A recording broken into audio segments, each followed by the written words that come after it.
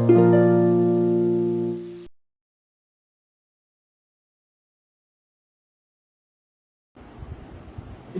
பரிசுத்த ஓய்வு நாளிலே சிந்தனைக்காக தெரிந்து கொள்ளப்பட்ட திருமறை வசனம் அப்போஸ்தலர் 11ஆம் அதிகாரம் 23ஆம் வசனம். Acts chapter 11 verse 23.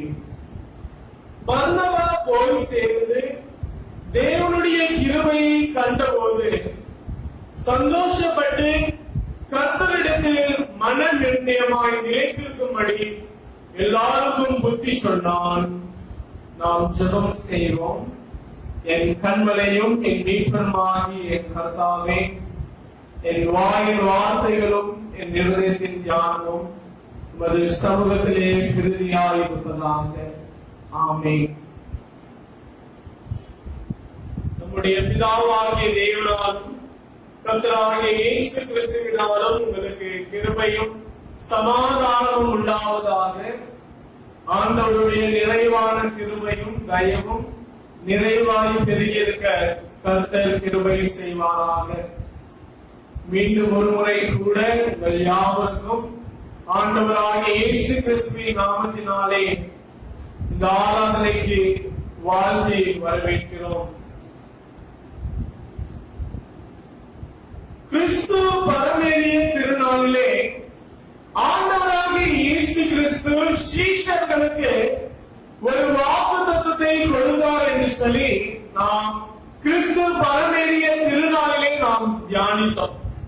அப்போஸ்தலர் 1ஆம் அதிகாரம் 8வது வசனம் சொல்கிறது, பரிசுத்த ஆவி உங்களிடத்தில் வரும்போது நீங்கள் பலனடைந்து எருசலேமிலும் யூதேயா முழுவதிலும் சமாரியாவிலும் பூமியின் கடைசி பரியந்தம் எனக்கு சாட்சிகளாக இருப்பீர்கள் என்று சொல்லி ஆண்டவராகிய இயேசு கிறிஸ்து சீஷர்களை பார்த்து என்ன செய்தார் சொன்னார்.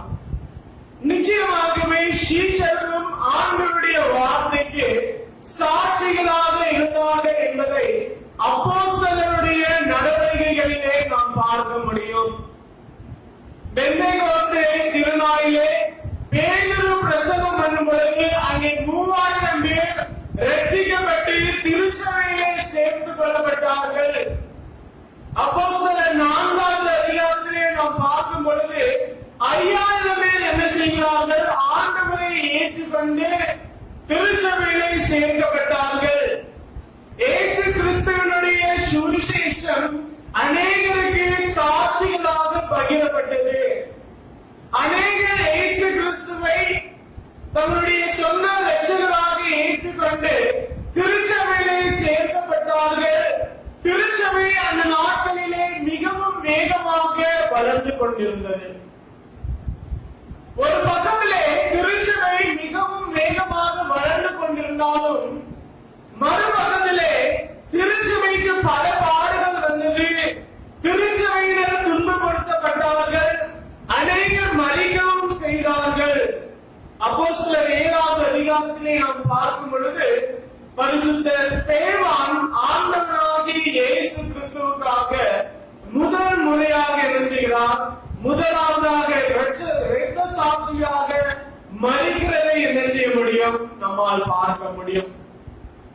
அப்போஸ்தலர் 8வது அதிகாரத்தின் முதல் 4 வசனங்களை நாம் படிக்கும் பொழுது அந்த முதல் 4 வசனங்களிலே 2வது வசனத்திலே பார்க்கும் பொழுது ஸ்தேவானை என்ன செய்கிறார்கள்? அவர்கள் அடக்கம் பண்ணிக்கிறார்கள். அவனுக்காக துக்கம் கொண்டாடுகிறார்கள். அதன் பின்பதாக சவுல் கிறிஸ்தவர்களை காவலில் போட்டான். சபையை பாராட்டிக் கொண்டிருந்தான். எல்லாருமே நினைத்தார்கள், சவுலும் நினைத்திருப்பார், கிறிஸ்தவர்களை அழித்து விடலாம் அல்லது கிறிஸ்தவர்களை ஒழித்து விடலாம், இனிமேல் இவர்கள் வளர மாட்டார்கள் என்று சொல்லி எல்லாருமே நினைத்தார்கள். ஆகையால் தான் சபையை துன்பப்படுத்தினார்கள். ஆனால் 4வது வசனம் சொல்கிறது, சிதறி போனவர்கள் எங்கும் திரிந்து சுவிசேஷத்தை என்ன செய்தார்கள்? பிரசங்கித்தார்கள். Those who have been scattered preached the word wherever they ஆமென். சிதறி போனவர்கள் எங்கும் திரிந்து என்ன செய்தார்கள்? ஆண்டவருடைய வார்த்தையை, சுவிசேஷத்தை என்ன செய்தார்கள்? எல்லா இடங்களிலும் பிரசங்கித்தார்கள் என்று சொல்லி பார்க்கிறோம். இப்பொழுது நாம் படிக்க கேட்ட அப்போஸ்தலர் 11வது அதிகாரத்தை திருப்பி வைத்துக் கொள்ளுங்கள். 11வது அதிகாரம் 19வது வசனம் சொல்கிறது, ஸ்தேவான் நிமித்தமாய் எழும்பின உபத்திரவத்தினாலே சிதறப்பட்டவர்கள் சுவிசேஷ வசனத்தை யூதருக்கு அன்றி மற்ற ஒருவருக்கும் அறிவியாமல் பெர்னீக்கே நாடு, சீப்புரு தீவு, அந்தியோகியா பட்டணம் வரைக்கும் சுற்றி திரிந்தார்கள் என்று சொல்லி பார்க்கிறோம். இப்பொழுது ஒரு பக்கத்துல பார்க்கும் பொழுது சிதறப்பட்டவர்கள் எங்கும் திரிந்து சுவிசேஷத்தை பிரசங்கிக்கிறார்கள். இப்பொழுது அப்போஸ்தலர் 11வது அதிகாரத்திலே ஸ்தேவான் நிமித்தமாக எழும்பின உபத்திரவத்தினாலே சிதறப்பட்டவர்கள் எங்கெல்லாம் போறாங்கன்னா, யூதருக்கு மாத்திரம் சுவிசேஷத்தை சொல்கிறார்கள். அது மாத்திரம் இல்லாமல் பெர்னீக்கே நாடு, சீப்புரு தீவு, அந்தியோகியா பட்டணம் வரைக்கும் என்ன செய்தார்கள்? சுவிசேஷத்தை சொன்னார்கள் என்று சொல்லி பார்க்கிறோம். இதனுடைய பின் விளக்கத்தை நான் சொல்ல விரும்புகிறேன். குறிப்பாக பெர்னீக்கே நாடு ஆங்கிலத்திலே பொனேசியா என்று சொல்லி அழைப்பார்கள். இந்த பெர்னீக்கே நாடு லீபனான் கடற்கரை பகுதியை சார்ந்த ஒரு பகுதி என்று சொல்லி பார்க்கிறோம். அதே வசனத்திலே சீப்புரு தீவு என்று சொல்லி பார்க்கிறோம். ஆங்கிலத்திலே சைப்ரஸ் என்று சொல்லி அழைப்பார்கள். சீப்புரு தீவு என்பது மத்திய தரைக்கடல் அல்லது மெடிட்டரேனியன் சி சார்ந்த ஒரு தீவு. இது பண்டைய சீரிய நாட்டின் கடற்கரையில் சார்ந்த ஒரு பகுதியும் கூட. அது மாத்திரம் இல்லாமல் அந்தியோகியா பட்டணம் என்று சொல்லி பார்க்கிறோம். ஆங்கிலத்திலே ஆன்டியோக் என்று சொல்லி அழைப்பார்கள். கிறிஸ்தவத்திலே முதலாவது முக்கிய ஒரு நகரம் என்னன்னா ஜெருசலேம் என்று சொல்லி பார்க்கிறோம். எருசலேம். இரண்டாவது முக்கிய நகரம் அந்தியோகியா பட்டணம். காரணம், இந்த அப்போஸ்தலர் 11வது வசனத்திலே நாம் பார்க்கும் பொழுது அந்தியோகியாவிலே தான் கிறிஸ்தவர்கள் என்று சொல்லி என்ன செய்தார்கள்? அழைக்கப்பட்டார்கள் என்று சொல்லி வேத வசனம் சொல்கிறது.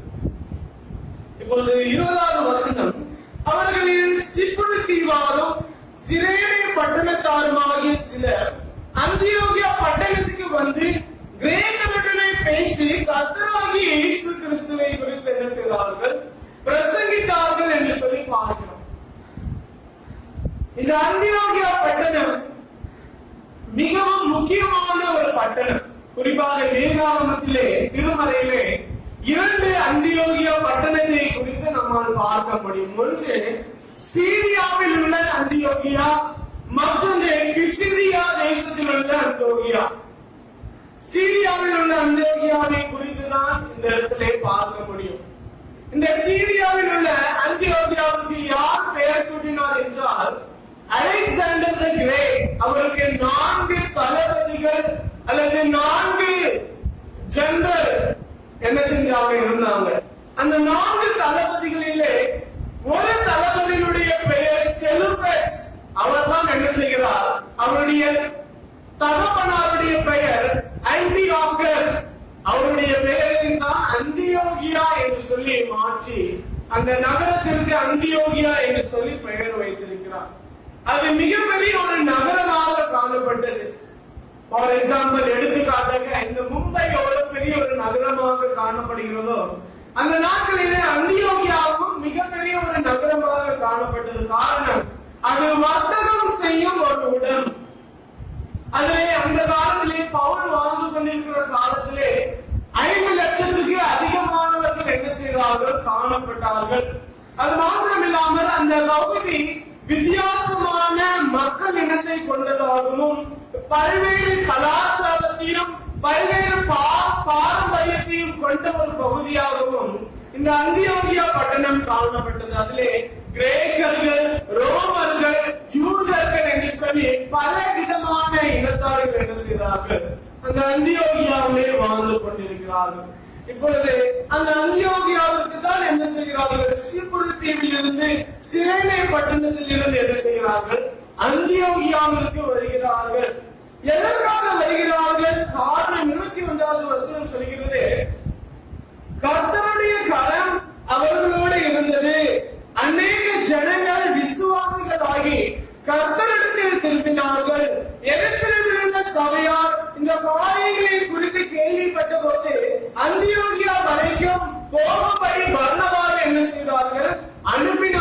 என்று சொல்லி பார்க்கிறோம்.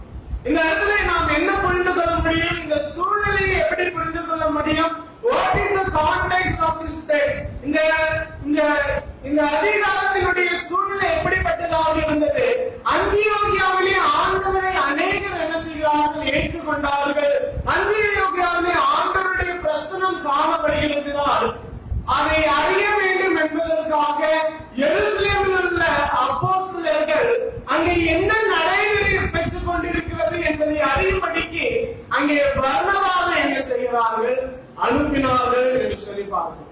இந்த பரிசுத்த ஓய்வு நாளிலே பர்னபாவை குறித்ததான, அவருடைய வாழ்க்கையை குறித்ததான, அவருடைய வாழ்வின் நற்பண்புகளை குறித்ததான சில காரியங்களை மாத்திரம் உங்களோடு கூட பகிர்ந்து கொள்ள விரும்புகிறேன்.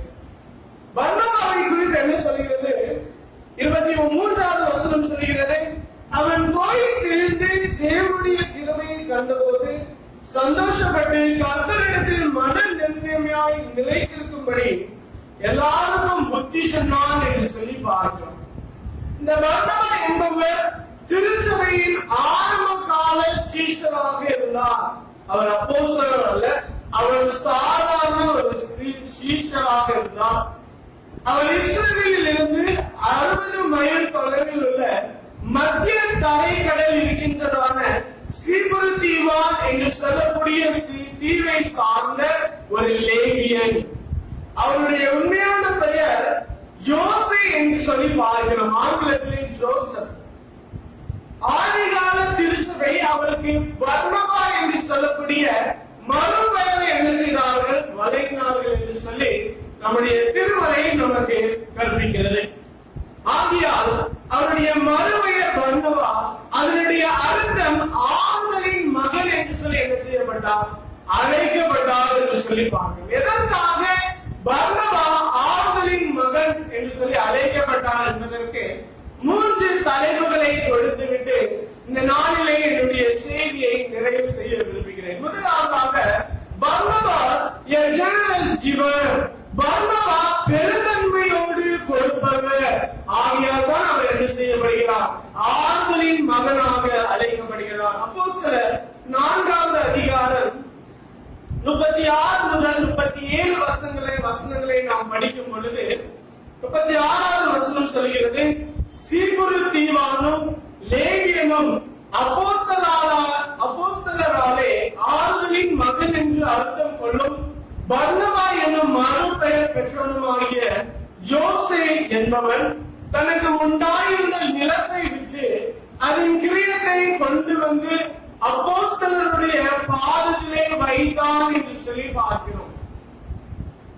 இங்கே பர்னபாவுக்கு சீப்புரு தீவான் என்று சொல்லக்கூடிய ஒரு இடத்திலே அவருக்கு சொந்தமாக ஒரு நிலம் இருந்தது.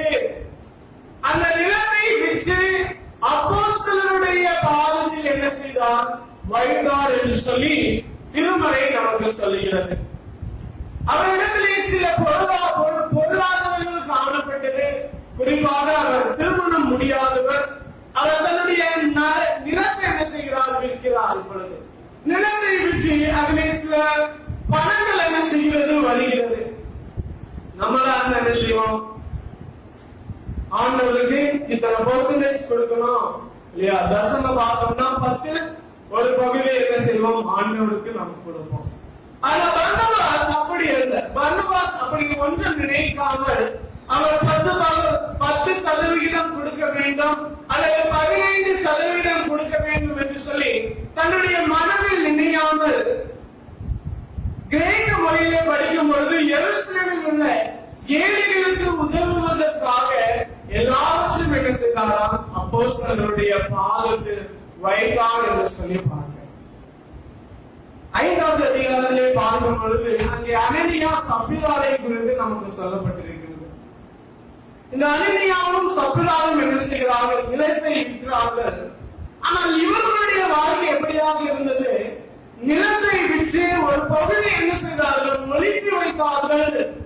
கர்த்தருடைய காணிக்கை என்ன செய்தார்கள்? பதுக்கி வைத்தார்கள் என்று சொல்லி பார்க்கிறோம். ஆனால் அவர்களுக்கு நடந்தது நம்ம எல்லாருக்குமே தெரியும். அவர்கள் என்ன செய்தார்கள்? முடிவிலே மரணத்தை சந்தித்தார்கள். ஆனால் இந்த பர்னபா என்பவர் எல்லாவற்றையும் என்ன செய்தார்? விற்று, தன்னுடைய நிலத்தை விற்று அப்போஸ்தலருடைய பாதத்தில் என்ன செய்தார்? வைத்தார் என்று சொல்லி பார்க்கிறோம். பெருந்தன்மையோடு அல்லது உதாரத்துவத்தோடு என்ன செய்தார்? ஆண்டவருக்காக கொடுத்தார். அவர்கள் வாழ்ந்து கொண்டிருக்கிற காலத்திலே திருச்சபை மிகவும் வேகமாக வளர ஆரம்பித்தது. அநேகர் திருச்சபையை சேர்க்கப்பட்டார்கள். ஆயிரமாக இயேசுவை சொந்த இரட்சகராக ஏற்றுக்கொண்டார்கள். எருசலேமிலே அநேகர் கூடினார்கள். இப்பொழுது அவர்களை பராமரிப்பதற்கு பொருள் உதவி, பண உதவி திருச்சபையாருக்கு தேவைப்பட்டது. குறிப்பாக அவர்கள் வாழ்ந்து கொண்டிருக்கிற காலத்திலே ஒரு கொடிய பஞ்சமும் என்ன செய்வது உருவானது என்று சொல்லி பார்க்கிறோம். அப்படிப்பட்ட ஒரு பஞ்சத்தின் மத்தியிலே இந்த பர்னபா தன்னுடைய நிலத்தை விற்று அதை முழுவதையும் என்ன செய்தார்?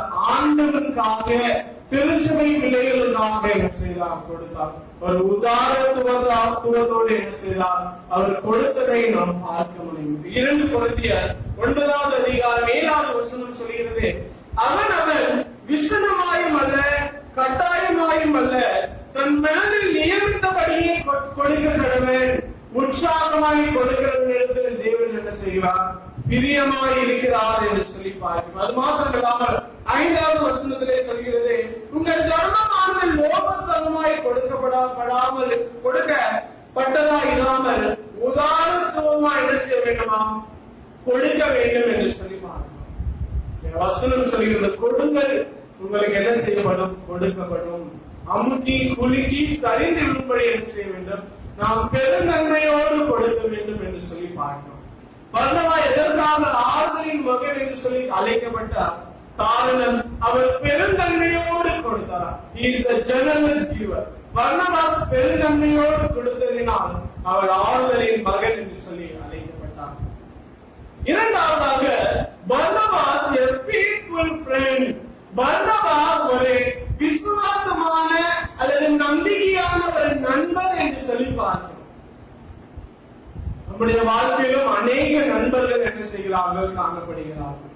நம்முடைய வாழ்க்கையில் சில கஷ்டங்கள், சில பிரச்சனைகள் வரும் பொழுது நாம் நம்முடைய குடும்பத்தில கூட என்ன செய்ய மாட்டோம்? சொல்ல மாட்டோம். ஆனா நண்பர்களிடத்திலே நாம் என்ன செய்வோம்? அதை கலந்து கொண்டு அதை ஆலோசிப்போம். எல்லாருக்கும் என்ன செய்கிறார்கள்? நண்பர்கள் இருக்கிறார்கள், நல்ல நண்பர்கள் இருக்கிறார்கள். நண்பர்கள்ல நல்ல நண்பன் இல்லை, கெட்ட நண்பன் இல்லை, இல்லையா? நண்பனால எப்படிப்பட்டவன்? நல்ல நண்பன் என்று சொல்லி சில பேர் சொல்லுவாங்க. எல்லாருமே நண்பர்கள் இருக்கிறார்கள். இந்த பர்னபாவுக்கும் ஒரு நண்பர் இருந்தார். அப்போஸ்தலர் 9வது அதிகாரத்திலே 26 முதல் 27வது வசனம் வரை நாம் படிக்கும் பொழுது 26வது வசனம் சொல்கிறது, அப்போஸ்தலர் 9:26, சவுல் எருசலேமுக்கு வந்து சீஷருடனே சேர்ந்து கொள்ள பார்த்தான். அவர்கள் அவனை திடீரென்று சீஷர் என்று நம்பாமல் எல்லாரும் அவனுக்கு பயந்திருந்தார்கள். அப்பொழுது பர்னபா என்பவன் அவனை சேர்த்து கொண்டு அப்போஸ்தலரிடத்தில் அழைத்து கொண்டு போய் வழியிலே அவன் கர்த்தரை கண்ட விதத்தையும் அவர் அவனோடு பேசினதையும் தமஸ்குவில் அவன் இயேசுவின் நாமத்தினாலே தைரியமாய் பிரசங்கித்ததையும் அவர்களுக்கு விவரித்து சொன்னான் என்று சொல்லி பார்க்கிறோம். இந்த ஒரு சூழ்நிலையை பார்க்கும் பொழுது பவுலுடைய அல்லது சவுலுடைய ஆரம்ப கால வாழ்க்கை எப்படி இருந்தது என்று சொல்லி நமக்கு தெரியும். அவன் கிறிஸ்தவர்களை துன்பப்படுத்தினான், சபையை பாழாக்கினான். அப்போஸ்தலர் 9வது அதிகாரத்தை பார்க்கும் பொழுது அவன் சபையை பாழாக்குவதற்காக தமஸ்குவுக்கு என்ன செய்தான்? போனான் என்று சொல்லி பார்க்கிறோம். அப்படிப்பட்ட ஒரு சவுலை எல்லாருமே பார்த்தார்கள். சவுல் எப்படிப்பட்டவன் என்று சொல்லி. ஆனால் சவுல் மனம் திரும்பிய பின்பதாக அவனை குறித்து யாருமே என்ன செய்யவில்லை, அறியவில்லை என்று சொல்லி பார்க்கிறோம். ஆகையால் வசனம் சொல்கிறது, சவுல் சீஷர்களோடு சேர்ந்து கொள்ள விரும்பின பொழுது சீஷர்கள் அவனை ஏற்றுக்கொள்ள என்ன செய்தார்கள்? பயந்தார்கள். காரணம், சவுல் கிறிஸ்தவர்களை இதற்கு முன்பதாக துன்பப்படுத்தினான். சவுலை நம்பவில்லை, ஒருவரும் என்ன செய்யவில்லை? சவுலை நம்பவில்லை. ஆனால் பர்னபா என்ன செய்தார்? சவுலை நம்பினார் என்று சொல்லி பார்க்கிறோம். பர்னபா சவுலை அல்லது பவுலை தன்னுடைய சொந்த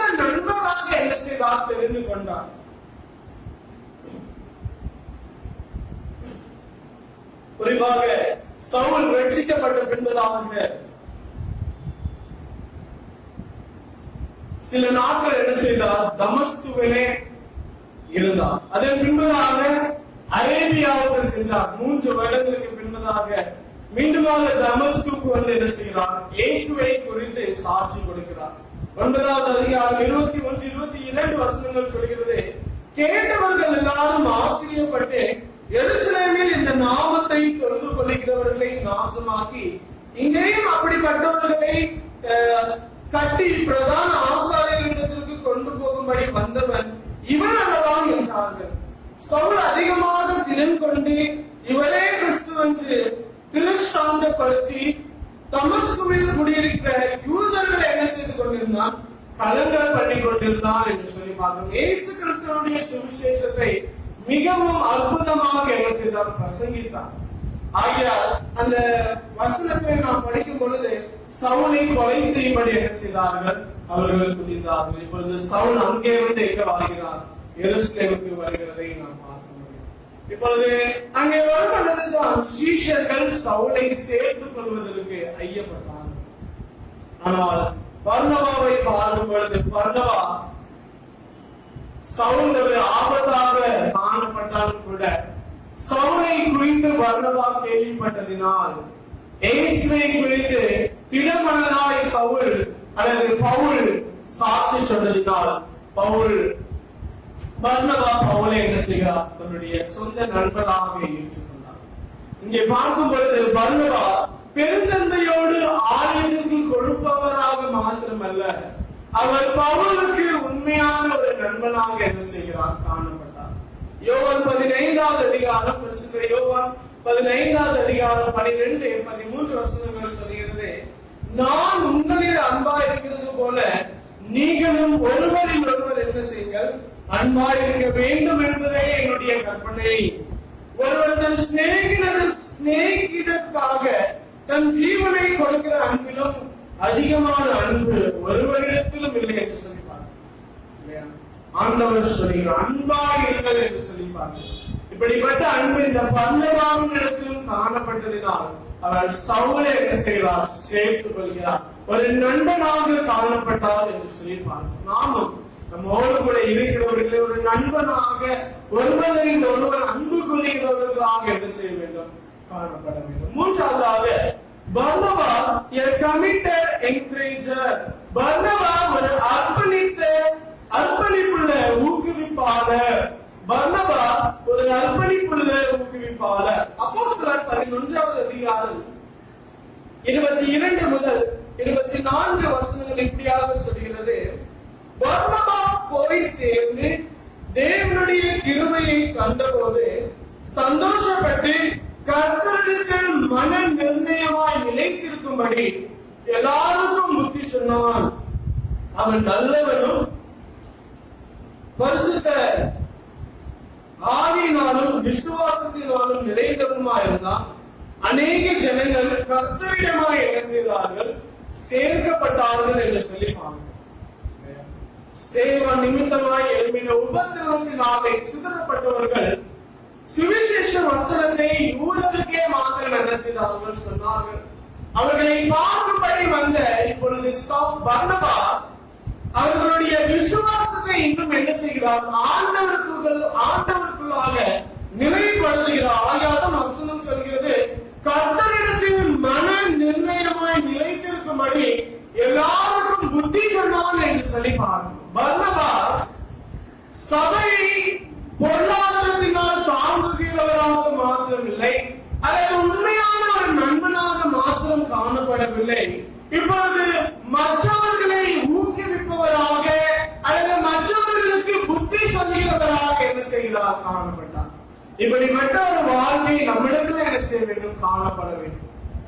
ஒருவர் கஷ்டப்படுகிறார்கள் என்று சொன்னால், ஒருவர் மன அழுத்தத்தோடு இருக்கிறார்கள் என்று சொன்னால், மன நிம்மதியை இழந்து போயிருக்கிறார்கள் என்று சொன்னால், நாம் அவர்களுக்கு ஆறுதலாக தேர்தலான வார்த்தைகளை என்ன செய்ய வேண்டும்? சொல்ல வேண்டும். இந்த பர்னபா அப்படிப்பட்ட வார்த்தைகளை தான் என்ன செய்கிறார்? திருச்சபை மக்களுக்கு சொல்லுகிறார். காரணம், அங்கே என்ன திருச்சபை மக்கள் புறஜாதியினர் என்று சொல்லி பார்க்கிறோம். அவர்கள் ஜென்டைல் கிறிஸ்டியன்ஸ் என்று சொல்லி பார்க்கிறோம் ஆங்கிலத்திலே. அவர்கள் புறஜாதியினர், ஆண்டவரை அறியாதவர்கள், இப்பொழுதுதான் புதிதாக கிறிஸ்தவத்திலே வந்தவர்கள். அவர்களுடைய விசுவாசத்தை நிலைத்து நிற்கும்படியாக, அவர்கள் ஆண்டவருடைய வாழ்க்கையிலே காணப்படும்படியாக அவர்களுக்கு என்ன செய்கிறார்? ஊக்குவிக்கிறார் என்பதை பார்க்கிறோம். கிறிஸ்தவம் என்பது வெறும் ஆசீர்வாதம் நிறைந்தது மாத்திரம் இல்லை. கிறிஸ்தவம் என்பது பல துன்பங்கள், பல பாடுகளை சார்ந்தது. ஆகியவர்கள் இயேசு கிறிஸ்து சொல்கிறார், இந்த உலகத்திலே உங்களுக்கு என்ன உண்டு? உபத்திரவங்கள் உண்டு. கிறிஸ்தவ வாழ்க்கையும் ஒரு உபத்திரவம் உள்ள வாழ்க்கை. அந்த வாழ்க்கையை தைரியத்தோடு போராட வேண்டும் என்று சொல்லி பவுல் இங்கே புதிதாக காணப்பட்ட கிறிஸ்தவர்களுக்கு ஒரு அறிவுரை கொடுக்கிறதை நாம் பார்க்க முடியும். அவர்களை என்கரேஜ் பண்ணுகிறார், அவர்களுக்கு புத்தி சொல்கிறார், அவர்களுக்கு ஆறுதலான வார்த்தைகள் என்ன செய்கிறார்? பர்னபா இங்கே சொல்கிறதை பார்க்க முடியும். ஆகியால் பர்னபாவினுடைய குணத்தை குறித்து 24வது வசனம் சொல்கிறது, அவன் நல்லவனாய் இருந்தான், பரிசுத்த ஆவியினாலும் விசுவாசத்தினாலும் நிலைத்தவனாய் இருந்தான். அநேக ஜனங்கள் அவன் நிமித்தமாக என்ன செய்தார்கள்? கர்த்தரிடத்திலே சேர்க்கப்பட்டார்கள். 1 தெசலோனிக்கேயர் 5வது அதிகாரம் 14-15வது வசனம் சொல்கிறது, மேலும் சகோதரரே, நாங்கள் உங்களுக்கு போதிக்கிறது என்னவென்றால், ஒழுங்கில்லாதவர்களுக்கு புத்தி சொல்லுங்கள், திடனற்றவர்களை தேற்றுங்கள், பலவீனரை தாங்குங்கள், எல்லாரிடத்திலும் நீடிய சாந்தமாயுங்கள், ஒருவனும் மற்றொருவன் செய்யும் தீமைக்கு தீமை செய்யாதபடி பாருங்கள், உங்களுக்குள்ளும் மற்ற யாவருக்குள்ளும் எப்பொழுதும் என்ன செய்யுங்கள்? நன்மை செய்யுங்கள் என்று சொல்லி பாருங்கள். இங்கே பர்னபா இப்படிப்பட்ட ஒரு காரியத்தை தான் என்ன செய்கிறார்?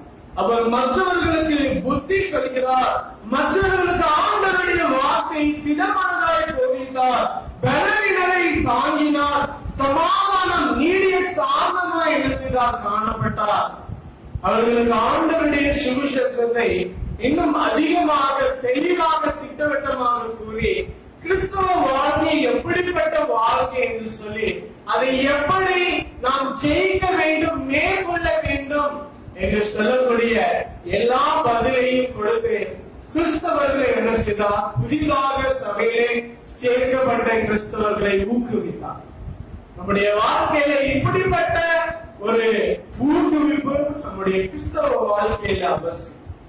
ஒருவர் கஷ்டப்படுகிறார்கள் என்று சொன்னால் அவர்களை தாங்க வேண்டும். நான் கஷ்டப்படுகிறாங்கன்னா மேலும் கஷ்டத்தை என்ன செய்யக்கூடாது? நம்ம கொடுக்கக்கூடாது. காரணம், இன்றைக்கு அநேக கிறிஸ்தவர்கள் அப்படிப்பட்ட காரியத்தை தான் செய்கிறார்கள். ஒரு நல்லா இருந்தா நம்ம என்ன செய்வோம்? ரொம்ப நல்லா இருக்காங்கன்னு சொல்லி என்ன செய்வோம்? அவர்கள் மேல் வெறுப்பாயிருக்கும். அப்படிப்பட்ட ஒரு வாழ்க்கையை வாழாதபடி இந்த பர்னபாவை போல புத்தி சொல்லுகிற வாழ்க்கை அல்லது ஆறுதல் படுத்துகிற வாழ்க்கை என்ன செய்ய வேண்டும்? வாழ வேண்டும். இன்றைக்கு பர்னபாவினுடைய வாழ்க்கையில் இருந்து 3 காரியங்களை கற்றுக்கொண்டார். முதலாவதாக, பர்னபா பெருந்தன்மையோடு கொடுக்கிறவர். இரண்டாவதாக, பர்னபா ஒரு விசுவாசம் உள்ள ஒரு நண்பர் அல்லது ஒரு உண்மையான ஒரு நண்பர். மூன்றாவதாக, பர்னபா ஒரு அர்ப்பணிப்புள்ள ஊக்குவிப்பாளர், மற்றவர்களை தாங்கக்கூடியவர், மற்றவர்களுக்கு அறிவுரை சொல்லக்கூடியவர். இந்த 3 காரியங்களும் கிறிஸ்தவர்களாகிய நம்மிடத்திலும் காணப்படும் பொழுது கர்த்தர் நம்மையும் மற்றவர்களுக்கு ஆசீர்வாதமான ஒரு வாழ்க்கையாக வாழ செய்கிறார். தேவன் நாமே இந்த வார்த்தைகளை ஆசீர்வதிப்பாராக. நாம் ஜெபம் செய்வோம். உங்களை அதிகமாக நேசித்து வழி நடத்துகிற எங்கள் ஜீவனுள்ள நல்ல பிதாவே, ஆசீர்வாதமான இந்த நல்ல நாளுக்காக நாங்கள் மீண்டுமாக உம்மை துதிக்கிறோம், உம்மை ஸ்தோத்திரிக்கிறோம். ஆண்டவரே, இன்றைக்கு ஆதி திருச்சபையினர் செய்த காரியங்களை குறித்து நாங்கள் பார்த்தோம். திருச்சபையிலே அநேக பாடுகள், அநேக போராட்டங்கள் காணப்பட்டாலும் சிதறி போனவர்கள் எங்கும் தெரிந்து உடைய சுவிசேஷத்தை பிரசங்கித்தார்கள் சுவாமி. அப்படிப்பட்ட கிருபைகளை ஆண்டவரின் அனுதினமும் எங்களுக்கு தாங்க. அதே போல பர்னபா வாழ்க்கையிலிருந்து 3 காரியங்களை நாங்கள் தியானித்தோம். பெருந்தன்மையோடு கொடுக்கிறவர்களாக ஆண்டவரே நாங்கள் காணப்பட, ஒரு நல்ல நண்பர்களாக, மற்றவர்களை நேசிக்கிறவர்களாக நாங்கள் காணப்பட, இன்னுமாக மற்றவர்களை உங்களுடைய வார்த்தையினால் ஊக்குவிக்கிறவர்களாக நாங்கள் காணப்பட ஆண்டவர் எங்களுக்கு திறமை பாராட்டுங்கள். தொடர்ந்து ஆண்டவருடைய நாமம் மாத்திரம் மகிமைப்படுத்தும். அருமை இயேசுவின் மூலம் ஜெபம் கேளும் எங்கள் ஜீவனுள்ள நல்ல பிதாவே. ஆமென்.